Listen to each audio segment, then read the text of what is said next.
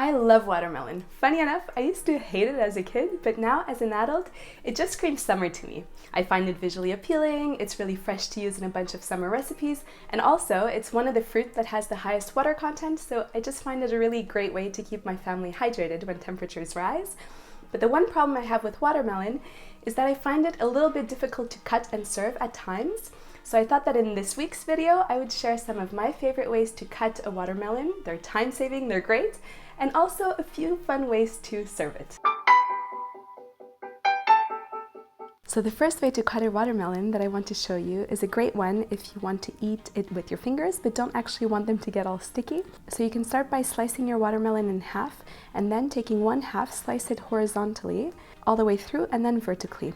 This will create long pieces of watermelon that are still attached to the skin, so you can then easily pick them up with your fingers without getting all sticky. Alternatively, you can prick them with a stick as well, and I love this way of cutting it when serving watermelon somewhere that's not at home, for example at the park or as part of a picnic, because it keeps everything a little less sticky with kids around. The second way is a cute way to prepare watermelon, especially for kids. What you need to do is slice your watermelon in only one direction all the way through to create circular slices. Then you use a cookie cutter shape to make fun little pieces for kids.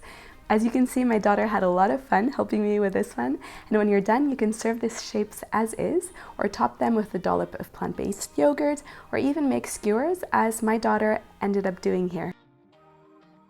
And in order not to be wasteful, I like to take everything that's left over on that big slice and blend them together to make watermelon juice, which you can serve as is, or alternatively, you can pour the juice into an ice cube tray to use to flavor plain or sparkling water later on, or you can pour the juice into a shallow freezer-safe container and then let it freeze for a little bit.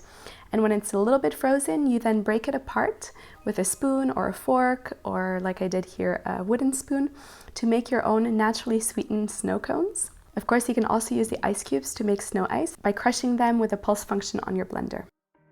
Now here's a quick way to make those oh so visually appealing watermelon triangles. Take your watermelon, slice it from the top down all the way around. The closer together you slice, the thinner the slices. And then turn your watermelon to its side and cut it as you would if you wanted to make those same round slices as we did earlier. And this will automatically create slices that are triangle in shape.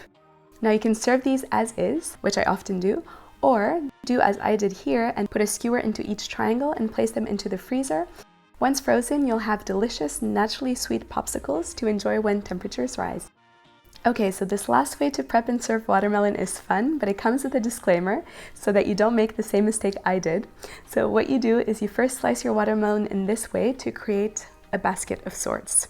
Then you scoop out all of the contents using an ice cream scoop to create balls and reserve them for later. Once you've scooped everything out, simply refill your bowl with the balls and serve as is, with forks or a few toothpicks on the side. Now for the disclaimer. Although this looks like a basket, it definitely won't function as one, or at least it didn't in my case. So if you try to use it as one, you risk running into the same problem I did, which makes for a big cleanup afterwards. You can modify the basket idea by taking the handle out altogether to create more of a bowl, and you can also freeze the balls before placing them back in to make more of a frozen treat. Now I hope that you found this video useful, or at the very least a little bit fun. If you have, please give it a like. It helps this channel out a lot. On this platform, I share my knowledge and experience as a registered dietitian to help busy families and little ones thrive on a plant-based diet.